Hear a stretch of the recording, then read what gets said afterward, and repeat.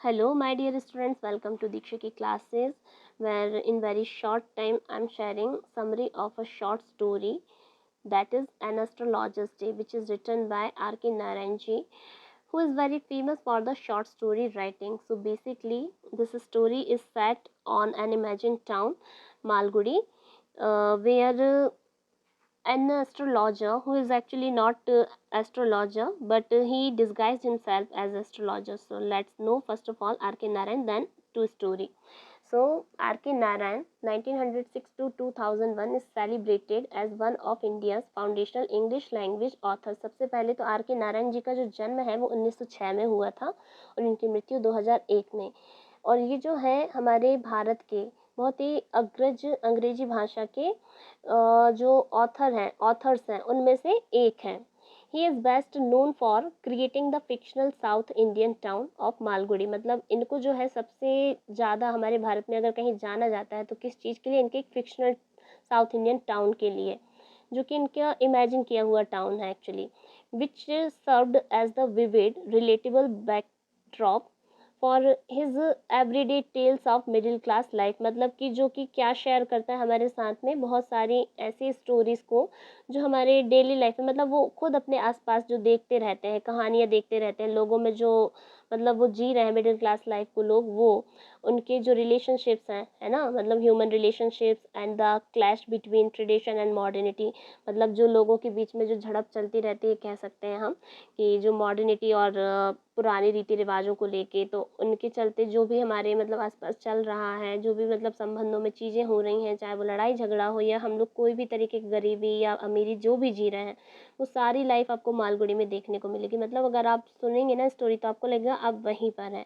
So let's no it's themes. So theme of this story, fate and destiny. Fate changes the astrologer's life and reunites him with his past. मतलब ये जो fate है, fate means किस्मत जो है यहाँ पर, उनको क्या करता है, चेंज कर देता है, मतलब यहाँ से जो एस्ट्रोलॉजर की लाइफ है, और उनको किससे रियूनाइट कर देता है, उनके पास्ट से। फिर अपीयरेंस वर्सेस रियलिटी।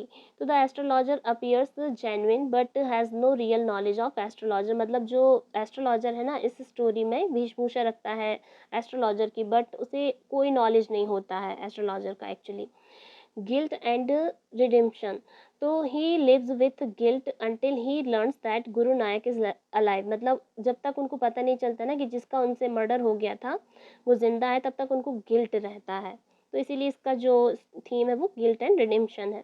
अच्छा, identity and transformation. He changes his identity and begins a new life. जब उनसे मर्डर हो जाता है तो वो अपने गांव से भाग जाते हैं और अपनी लाइफ को चेंज करने के लिए वो अपनी आइडेंटिटी चेंज कर देते हैं और एक न्यू लाइफ स्टार्ट करते हैं। तो चारों ही थीम जो है कहीं ना कहीं हमारी स्टोरी को बहुत ही खूबसूरती से अगर आप पढ़ेंगे ना तो ऐसा लगेगा कि मतलब यहीं आधी स्टोरी आपको पता चल जाएगी अगर आप इसको ध्यान से समझें और देखें। Now let's dive to the summary. So, An Astrologer's Day tells the story of a man who earns his living by pretending to be an astrologer in a busy market place. मतलब ये जो N astrologers day जो है story जो है वो हमें क्या बताती है, एक आदमी की स्टोरी बताती है जो कि मतलब एक बिजी मार्केट में अपनी कैसी वेशभूषा, एक एस्ट्रोलॉजर की वेशभूषा रखकर उसके जैसे कपड़े, माला, वैसे केसरी कलर के कपड़े पहनना, मालाएं पहन लेना, अपने आप को बिल्कुल एस्ट्रोलॉजर की तरह दिखाना और मार्केट में, बीच मार्केट में जाके एक इमली के पेड़ के नीचे अपना दुकान लगा लेना इसी चीज़ का, एस्ट्रोलॉजर्स का, एस्ट्रोलॉजी का।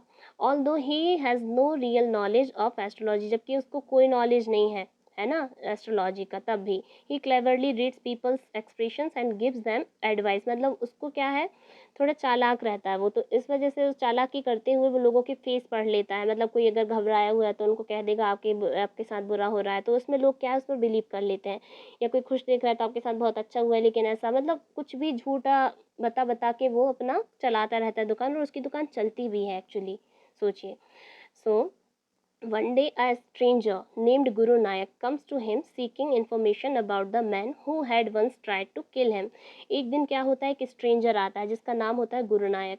तो वो उसके पास आता है और क्या पूछने के लिए आता है, उसको क्या जानने की उत्सुकता होती है कि उसको किसी ने मारा था, और जिसने मारा था तो वो कहाँ है, कैसा है, मतलब जिसने उसका मर्डर किया था, मर्डर करने की कोशिश की थी गुरु नायक की जिसने, तो वो उसको ढूँढने के लिए आया। तो वो एस्ट्रोलॉजर से पूछता है कि मुझे उसके बारे में मुझे जानना है। तो the astrologer recognises Guru Nayak as the very man he had stepped years ago in a village fight. मतलब उसको याद आता है, मतलब वो समझ जाता है एस्ट्रोलॉजर कि वही आदमी है कि बहुत पहले एक बार क्या हुआ था कि गाँव में मेरी जिससे फाइट हुई थी और मुझसे जिसका मर्डर हो गया था, और जब मैं भाग गया था तो शायद ये वही आदमी जिससे मेरा मर्डर हुआ था।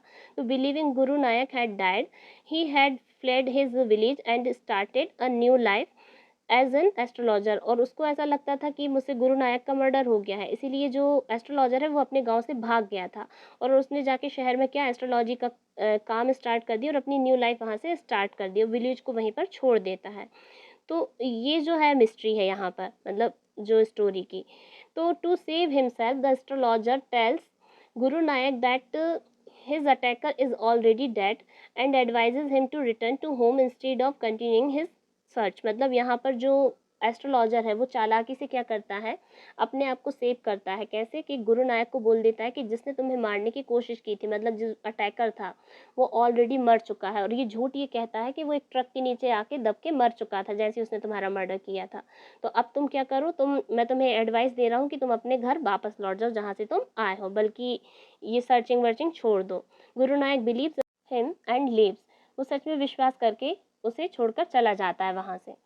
Later, the astrologer tells his wife that he feels relieved because he has discovered that Guru Nayak is alive। Actually होता ये है कि जब इससे मर्डर होता है तो ये गांव छोड़कर भाग जाता है, शादी वादी हो जाती है, एस्ट्रोलॉजी का काम स्टार्ट कर लेता है, लेकिन ये कभी अपनी वाइफ को सच्चाई नहीं बताता कि उससे कभी किसी का मर्डर हुआ था। तो यहाँ वो अपनी वाइफ को भी सच बताता है और बोलता है कि मेरे सिर से जो बोझ है ना मर्डर का, अब वो उतर गया, क्योंकि गुरु नायक जिसका मुझसे मर्डर हो गया था वो अब जिंदा है। The story ends by showing that fate, guilt and clever thinking can completely change a person's life। यहाँ जो स्टोरी है ना, वो हमारी जो एंड होती है वो कहीं ना कहीं हमें ये शो करती है कि जो किस्मत है, गिल्ट है, क्लेवर थिंकिंग है, ये लाइफ को कम्प्लीटली क्या कर सकते हैं, किसी की पर्सनली चेंज कर सकते हैं। तो this was the whole story. I hope कि आपको समझ में आई होगी। तो मिलते हैं माई नेक्स्ट वीडियो जहाँ पर मैं शेयर करूँगी again the next summary of an another poem और अनदर स्टोरी। तो तब तक के लिए बनी रही विदीक्षा की क्लासेस एंड देखते रहिए मेरी सारी old videos and don't forget to subscribe my channel and share videos in your friend circle. Thank you so much.